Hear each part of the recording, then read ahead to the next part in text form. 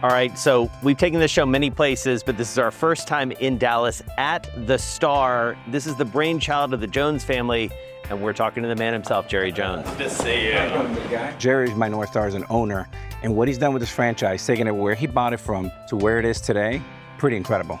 No one's done it better. Literally, no one has built a more valuable sports franchise on the planet. $13 billion is the estimated value of the Dallas Cowboys. Lots of lessons that we're going to learn from Jerry Jones. I can't wait. Let's do it.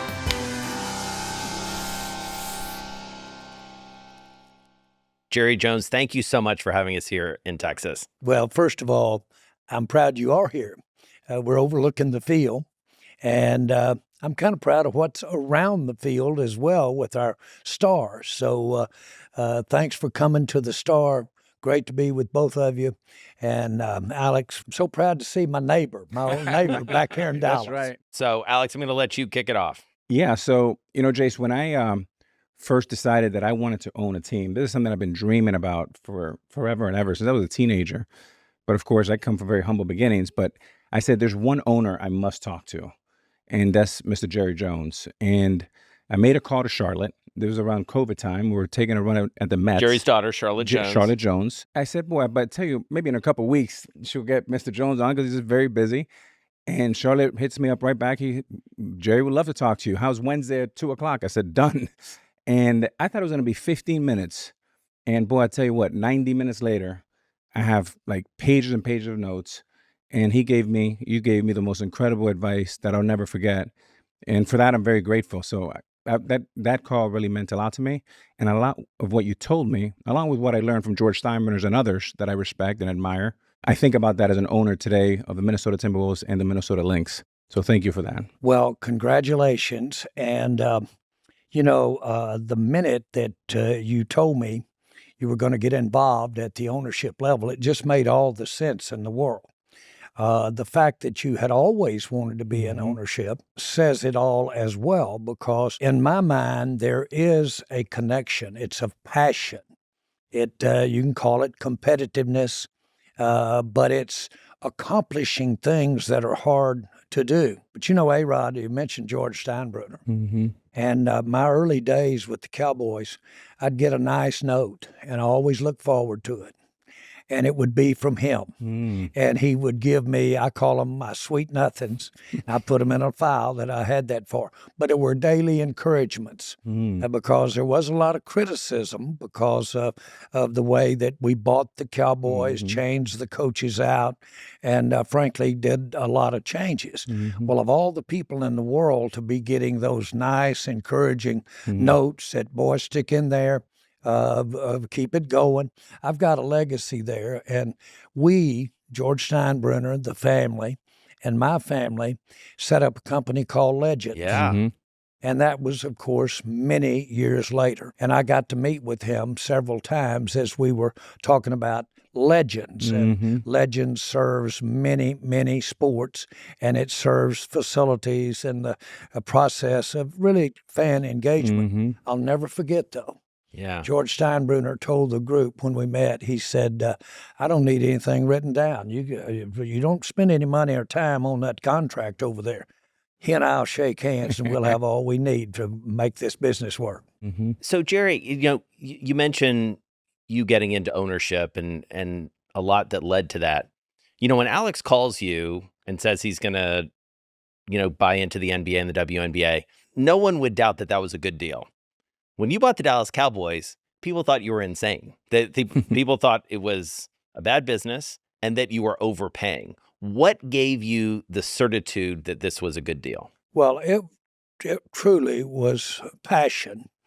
And just as passion can help you in many aspects of life, I really didn't see those obvious obstacles. I just didn't see them. Now you say, well, can't you see losing $1 million a month? Are you blind? How much were you drinking when you bought the Cowboys? Well, the point is, I looked for ways, and this is common. I looked for ways that were maybe a little ambitious, but I looked for ways to solve every one of those problems. And while there may have been long odds, there may have been a little imagination in those ways, I took those problems and I thought I had a solution as to how to address them. That's what you will do when you want to do it real bad. And yes, the Cowboys, it was daunting, but the point is that it was always there, the interest in becoming involved, and becoming involved in a way that, let's say, unlike A-Rod, becoming in a way that didn't swing the bat or didn't make the block, which I certainly appreciated as a great fan, but becoming involved in a way that would make it better. Mm-hmm. I found no sports franchise anywhere in the world that was making any money. You see, sports had been a great, great portrayer of what sports is about. It's called publicity. Mm-hmm. Well, the difference in publicity, in my point of view, than marketing is that publicity has great audiences, it has great, if you will, interest, and can create interest. Marketing is when you take that publicity and you bring it home and set up a plan to monetize some of it and go out and get that and have enough coming back in to go again. That's called a business model. Yeah. Well, sports had not only the great passion and the natural instincts of competing in everybody and the appreciation of people that do, but sports had this massive, massive publicity and massive understanding, but yet it had no business model to make it called marketing where you could bring back a little and go again. Right. That was totally necessary for me because I couldn't go again. Now, what happened with me was, candidly, is that the amount of money I had wasn't what was needed. But because the NFL and the Cowboys were really slow, we were really down and out financially, frankly. Because of that, then the NFL knew they had a problem. The bankers didn't worry about me because they didn't loan anything on the Cowboys. The bankers loaned it on a receivable that I had. And so the approval of me getting through the door and still not having any money left to go buy the general partners that I had agreed under contract to go buy out, but I didn't have the money to go do that. So, Jay, along those lines, so go back to 1989, you're losing $1 million per month. Now, I heard you also say that you may have wanted to buy a business that was cash flowing to offset some of those losses. As you think about filling those holes, was that stressful? And what was your strategy? Walk us through that. On a personal basis, I had such pride and such an experience in sport when I was in college. And my senior year at Arkansas, we won the national championship. Well, I had been schooled in selling insurance. I could gnaw that leg off the chair selling. But what I hadn't done was been really schooled in financial. And so I thought because I could tell a good story and could borrow all that money, that was the way to go. And so my first year or two out of college, I borrowed more money than you could even count. And my first year out of school, I think my commissions were $30,000. My interest was $150,000 to give you an idea how over my skis I had gotten. It took me years. It took my Jean, my wife, getting her purse taken out of her hands and credit cards cut in two. It took the bill players coming. So I had really gotten a lesson in how not to do it as far as buying something. Well, I managed to come through that, and it was the greatest education that I'd ever had. Well, then I was very fortunate and got some real finances with the oil and gas business. After all that butt kicking that I got for getting out over my skis, after all of that, to show you how passionate or crazy I was, after going through that, of thinking that the old financial death had been at Ray, I turned around and bought the Dallas Cowboys. That shows you how much passion was involved. Right. But I remember when we talked, Alex, I said, listen, nothing can stand in the way of passion.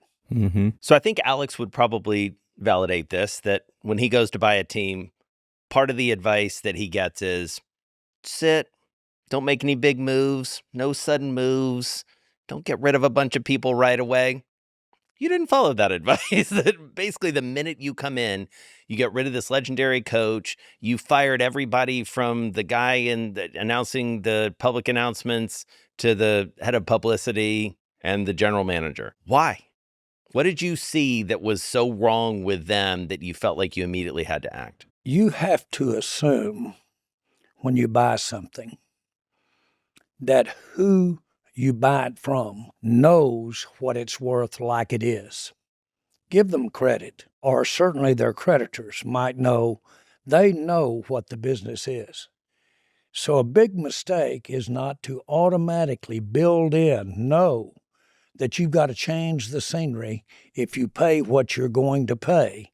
Assume they're getting top dollar and have taken it when they got your money. Mm-hmm. So you have to really go in thinking change. When it was as dramatically out of kilter as the Cowboys were, I had to have radical change, and I had to do it yesterday. So there was an urgency. You didn't have time to have a good time, so to speak. That plus, again, the fact that I can't emphasize enough, I felt like Herschel Walker running through the line. It was just bouncing off of me. There were all kinds of hurdles that were popping. And of course, where was the bad day? Well, I couldn't have a bad day because I was getting to do something that I'd wanted to do all my life. And that ruled the day. So one of the other most seminal deals that you make is, you mentioned Herschel Walker, got rid of him. You traded him. Yeah. It turns out to be arguably one of the most brilliant trades in the history of football. Did not seem that way at the time. Talk us through that decision. If you look at making change, and certainly Herschel Walker was a change, the best player we had, and it was well known. In this particular case, you were kind of new on the block, so you automatically didn't know what you were doing. Mm-hmm. Always, when it's an accomplished name, whether it's sport or otherwise, always when you get a divorce there, it's going to look bad for the one that made the decision. Always. There's no question. If you can't handle that, then don't make the trade. Or if you can't anticipate that, don't make the trade. That's alive and well. But what it calls you to do is not just the tangible consideration you got, which at that time were draft picks. Mm-hmm. You didn't have a cap at that time, but you had those draft picks, and that was the tangible. What those trades did, what those picks did, was allow us to use them not only for using them in the draft, but we used them to trade. And we did it with, I'm not going to say randomness, but we did it with reckless abandon, if you want to. It caused you to be more of a player because it was like going to Las Vegas with money in your pocket. And I don't think there's any question that I'm willing to take risk in those early days after having acquired the Cowboys, that we built players, built our roster. I think the ability to cut and shoot was a big deal. I've heard you talk about ambiguity. I think about it from the lens of sports. Jerry, there's some guys that I've played with that are free agents, and they don't know when that next check's coming from or where it's coming from. And you create a 300 hitter, becomes a 215 hitter. A guy that hits 30 home runs hits 18 home runs because of the nerves. The same is true in business. But you have this ability to, not knowing what's going to happen next, to perform at a high level. Do you believe that's true? And where does that come from if it is true? Well, I know it's true in my situation, but I think it's very true. And some of the greatest people that have ever been involved in the professions or business, they don't function as well if they don't know what's going to happen at the end of the week, especially financially. They need to know that so that they can get on with their business of being as excellent as they are. On the other hand, there are some people that the ambiguity that's out there of not knowing what your check is, they're better than if they knew what the check was going to be. They're more clever. They're more cunning. They've just got more skill and are willing to exert it. I call that tolerance for ambiguity. Tolerance for ambiguity. And the classic, at least known story, was the famous riverboat gambler. Charming mustache sitting there. The next card up is going to get him thrown off the boat or he's going to own the boat. Now, that's when he's the best that he is in his life. And, of course, he's gotten thrown off that boat before, and he's won the boat a few times. The difference is, though, I'll bet you not a one of those charming son of a guns didn't know how to swim. Now, you can play that hand, but you better know how to swim because you're going to get thrown off the boat a little bit. You've gotten thrown off the boat. A little bit. I have to. I was going to say, you Me also, too. Have that to, you yes. guys have been thrown off some Yeah. boats together. So I do want to, move ahead a little bit chronologically, because one of the ways that you step out is with your deal making. You come in, you're part of this club, a club that a lot of people, especially now, want to be a part of. And NFL has its way of doing business. And you at some point decide that you might be able to do this a little bit better. And I'm thinking specifically the Nike deal. Yeah. This is a Nike athlete right here. Everybody remembers you and Phil Knight walking out on that field. How does that deal come about? How do you decide to do that, knowing that the NFL, they've got Reebok, they're good. You decide you can do something better. I had known a great coach named Eddie Sutton, and he had told me about Phil Knight as a young man bringing his things to where he was coaching in college and selling it out of the trunk, that Phil Knight had that path to where he was. But the thing that was obvious to me was that he took a shoe, or he took performance or perspective performance mentally in a shoe. And he did such a good job of telling the story with it that he made me think if I could put the shoe on, I could run faster. Right. And that so hit home with me relative to what sports is about, but really can be accentuated. It truly is the story. When you see a rare player, a rare athlete, there's so much more that's going on there with that rare athlete. And just the story of what's making him rare, comparing him to the other players or other competition. I call it 1 and 1 is 3. And I apply that to everything, whether it's a business decision. 1 and 1 is 3 in sports, not 2, but 3. And it's because that 3 is imagination. That 3 is putting yourself in a way, having yourself hit the home run or having yourself there when you're watching or thinking about it. That area right there is an intangible. Because it is an intangible, that's where the biggest margins are in business. Not down here where everybody's doing it and the engineers are working on it. They've got it whittled down to right there. This area right here, that imagineering, that imagination part that makes 1 and 1 3, is where the margins are and, frankly, where the glory is. I spent my 25-year career with Nike, and Phil Knight was just the most amazing partner.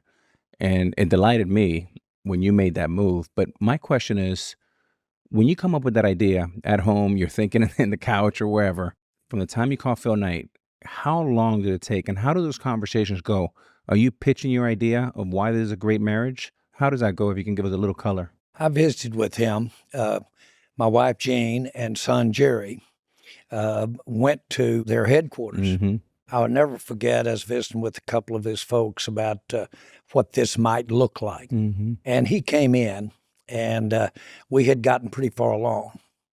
And he looked over at me, I'll never forget it, and he said, I have never paid so much for nothing in my life. But he said, this thing is something about it I like. When we initially made our deal, he couldn't use Cowboys or he couldn't use the Star. We just did the deal with the stadium. Now, as Charlotte said, she Niked the stadium. We made that stadium look like it was Nike headquarters out there.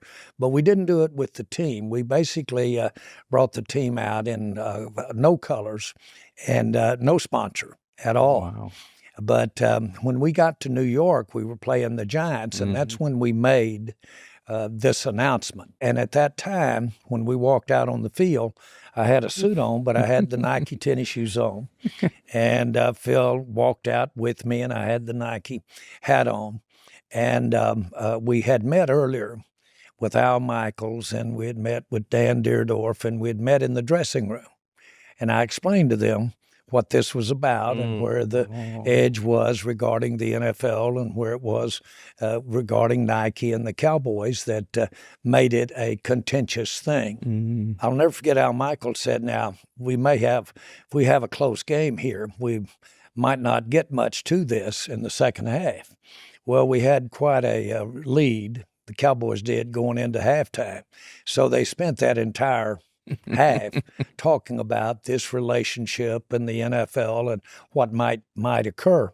That next morning, Phil called me, and he said, I have never had such a bang for my buck in your life, when he called. And I'll tell you, from that time on, I could walk down the streets in New York, I could be in Chicago, and you'd have drivers in cars and whatever, just point to Nike and say, go get them.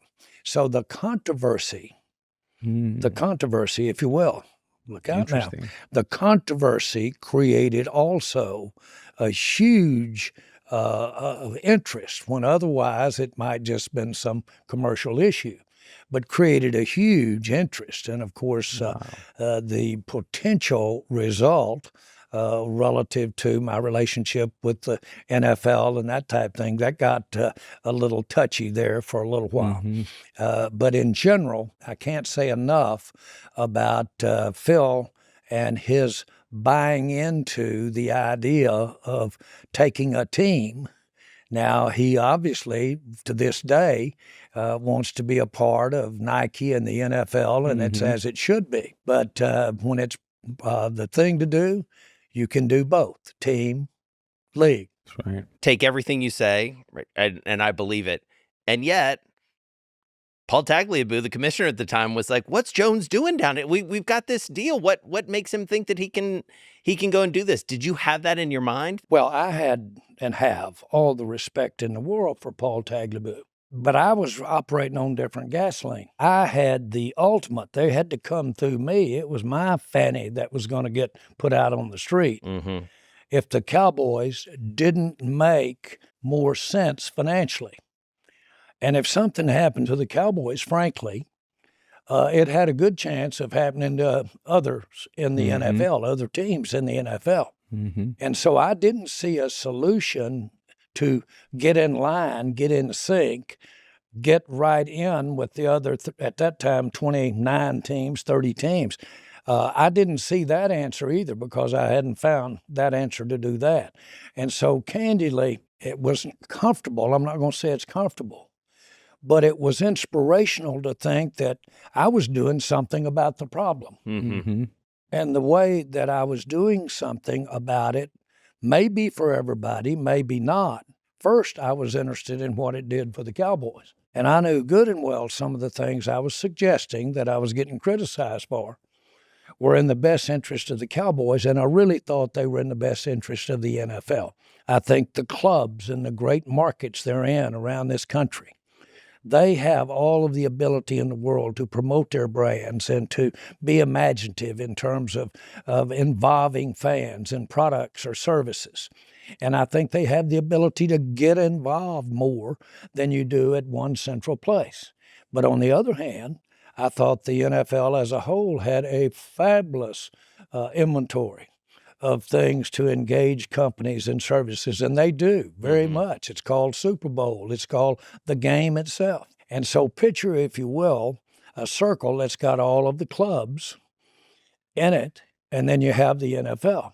Well, I could see each club in their areas of marketing and making their deal with Nike, and then I could see the NFL having a deal, if Nike, yes, but maybe with a competing entity.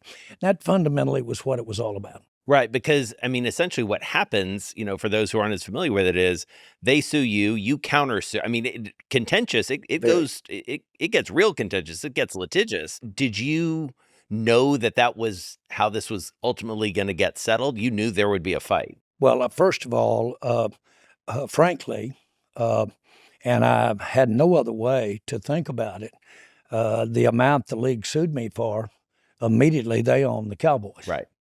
Right. And 300 million, right? $300 million at the time. And I told you that I'd spent it all and didn't have the ultimate figure was to buy the Cowboys. And so it was dramatic for me and traumatic for me, but caused me to certainly grow, if you will, buck up, sleep less, but sharpen up. And it was an experience that I think we used as a platform again in years as years have gone by, and really have benefited from that more ways than just a shot of juice for the sponsorship area. I didn't know that buying the Cowboys, by the way. I didn't see that at all. I did see and say, look, I'm going to have to find something, or I'm going to have a lost leader of millions of dollars for the rest of my life. So I'm going to need to go get something to associate the Cowboys with that can help me toe the bill, toe the freight for owning the Cowboys. Jerry, we were sitting at a Cowboy game, maybe 3-4 years ago, and you said to me, Alex, I'm around 79, maybe 80, and I work harder today than when I was 39 or 49. Where do you get that work ethic from? Because it's remarkable. You haven't slowed down one bit. Well, first of all, we were talking earlier, and when you bought the team, you were 50. If you could possibly, from 50 to my age today, if you could have 10% of the fun that I've had over the last 30 years. I'll take 5. 10%, okay, take 5 of it. I promise you. There's no way to measure what life has been since touching sport and touching the Dallas Cowboys. But it's given me such an inspirational base that has caused me to do things and really things that aren't necessarily directly associated at all with the Cowboys. And the moral of the story, the lesson is, if you got a dream or if you've got something that you're passionate about, boy, give your passion a whole lot of value in terms of putting your assets together to go do it. And so, Jerry, to that point, for those of us who've watched you more closely over the past, call it 10, 15, 20 years, certainly the last 5 or 10, we see someone who is very comfortable with risk, very comfortable with controversy. What becomes clear in watching your whole history is this is a feature, not a bug. This is who you are. What gives you such comfort with risk? Because you seek it out. You run toward it, it feels like. Yeah. Well, I think that the experience, if you've taken risks, then certainly you have failed. I think as much as anything, it's the ability to deal with the failure and ask the question, okay, when you get up a month from now and it's gone totally the other way for you, look around at your relationships, look around at what you're about in life. Now, can you live with how that's going to feel when it didn't work? It's that test. It's that next day test, that next week test. Can you go? If you can do that, then you go back over there and say, okay, now what do I have to do? And financially, what the work you have to do to put it together. The one thing I've always been able to do is borrow more money than I should have. And I'm real good at it. And it crippled me when I was much younger, just getting out of college. So I've really never seen something that I didn't think that I could figure out a way to financially make it happen, ever. Now, what I also, though, have in these cobwebs back there, and if you ever cut me open, that's what you've got in there, is all of those times when I couldn't pay. When I first got involved with the Cowboys, it was pretty, frankly, very negative in this area. And I had a reporter come up, and we won one football game our first year. And the reporter asked me, said, these have got to be the lowest days of your life. Mm. I said, about 15 years before I bought the Cowboys, I came in Love Field, at that time the airport here in Dallas. And I went up to a little stand. It was a rent-a-car stand, small by today's standards. Put my card out there and said, I need to rent a car for my work down here. They looked down a list, took my card right in front of me and just cut it in two. They said, young man, you need to know how to learn how to pay your bills. You don't have any credit. That's a hard day in Dallas, Texas, not just winning one football game all year long. Those are the hard days right there.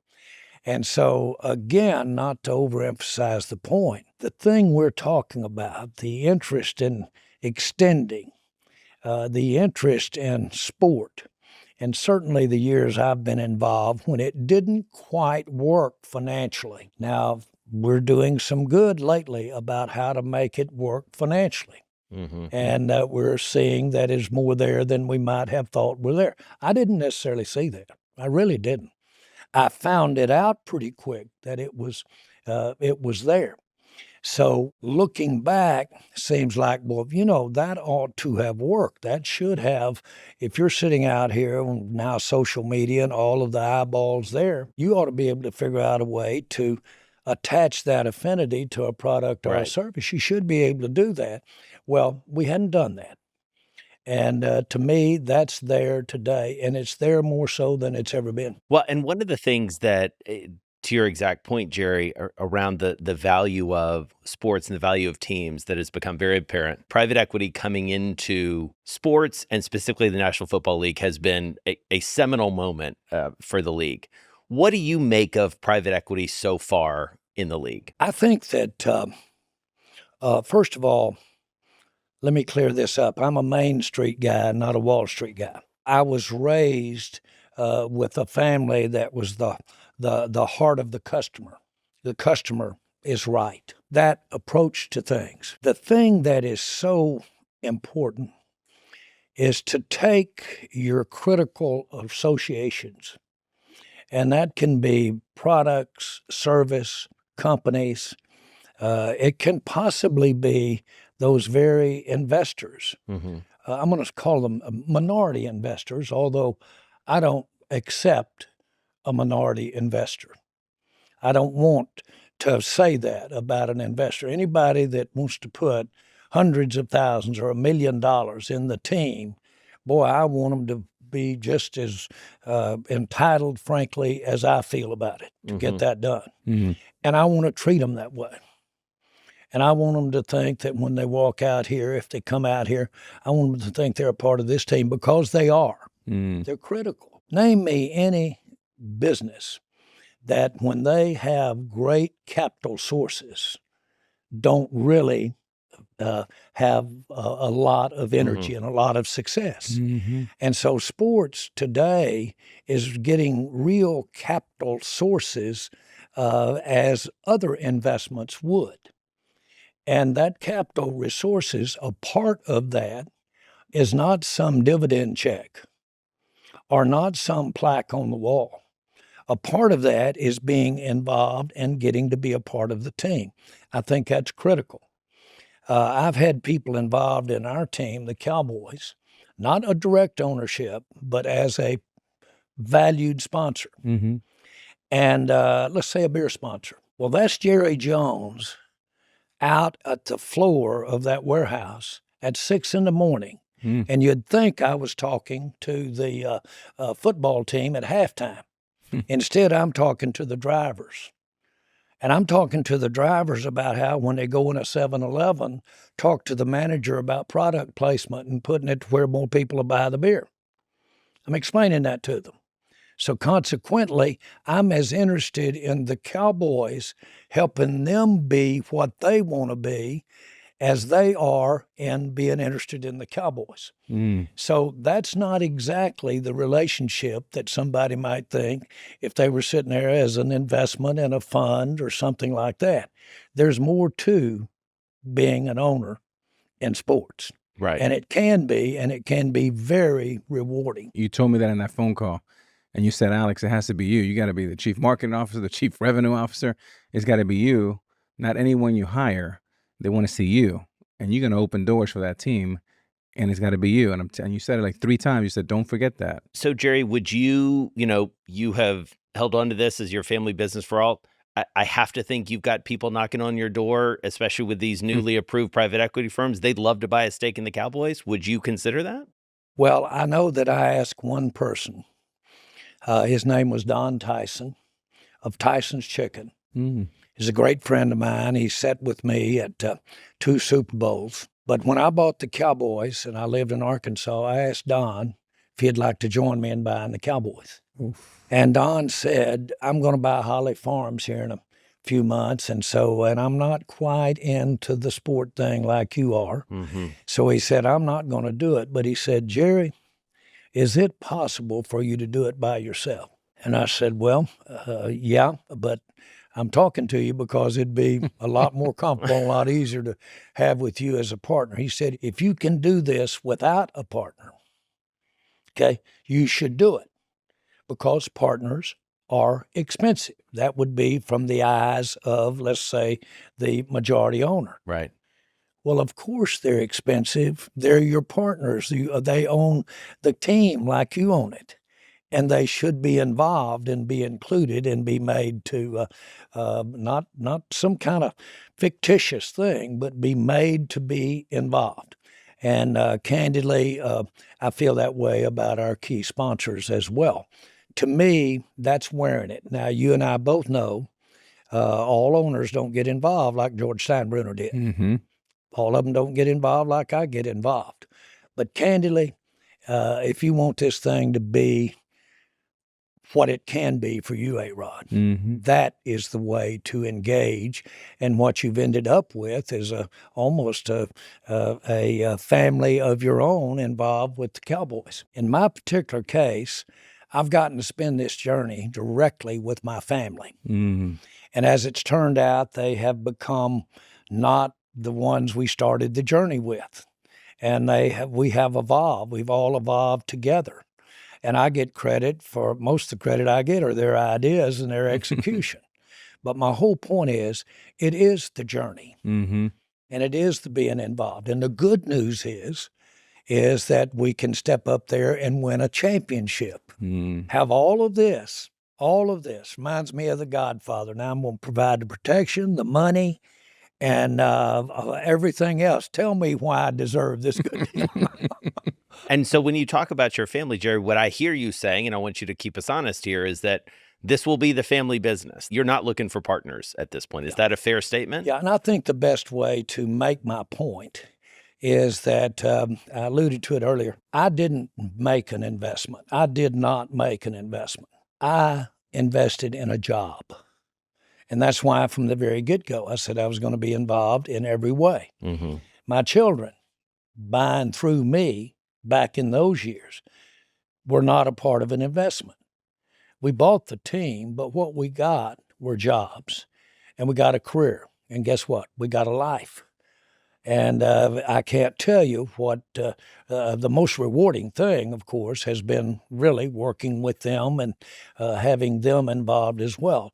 So under those circumstances, because they've spent a lifetime working with the Cowboys, I don't see that changing. And, of course, there's no succession plan here because they've been doing it anyway. Mm-hmm. And so what I would imagine, just to put a fine point on it, people must knock on your door wanting to invest in the Cowboys, and you just say, no, thank you. Well, I've had wonderful opportunities, frankly, yes, to have partners almost from the time I bought the club. As a matter of fact, the next morning, I got up after we had our announcement that we were going to buy the team and make the changes. I get a call from Bum Bright, who had sold me the team.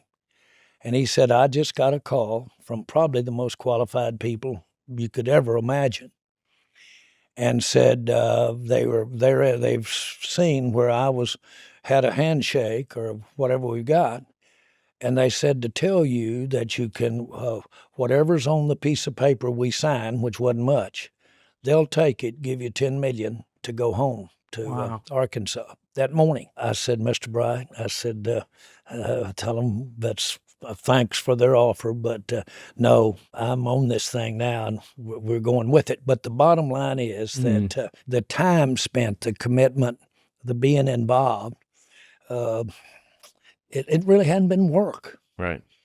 Been some worry now, been some serious what ifs, but principally early financial, very early financial. I could really have envisioned a disaster. Mm-hmm. And frankly, I had gotten to a point to where I shouldn't have risked that regarding my family, especially after what I'd been through and knew better. But I did it because I wanted to be involved, but I was very aware. It's like being operated on a little bit while you're still awake. I was very aware the whole time of how an embarrassing thing it would be to have to leave Dallas and leave the Cowboys here, or whatever's left of it. Right. Mm.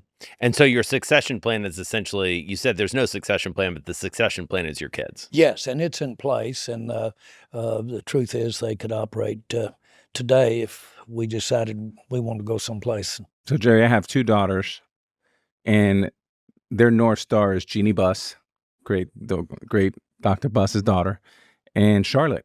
And, they want to be involved with sports one day. So they watch, they admire. Just like I have studied you over the years, they're studying Charlotte and Jeannie Buss. Yeah. So I hope to have that one day. I can't tell you how much I think that women are such a part of the future of sport. We know it in the NFL. We're so proud of our percentage of women that are involved in sport. Mm-hmm. We're going to get to our lightning round in a second, but there's one thing that just sort of strikes me, sitting here with both of you who are larger than life characters, if I can say this about my partner, and characters who have had to deal with a lot of stuff coming at you over the course of your careers, from when you were a player to now, from all through your ownership. What's your advice for blocking out the noise? You get a lot of criticism every day in the paper, every day on social media. Stephen A. Smith, whoever it is, fussing at you or fussing about you. What's your secret? Well, first of all, sports gives you such a space. Entering it, you know that you're going to have criticism. You strike out, and you strike out at critical times sometimes. And the very thing that we encourage is fans' interest in that, and fans sitting there with opinions, and their opinions about whether or not we did it the way they would have done it or what their expectation was. That's what it's based on. And it's so authentic. And so you live in that.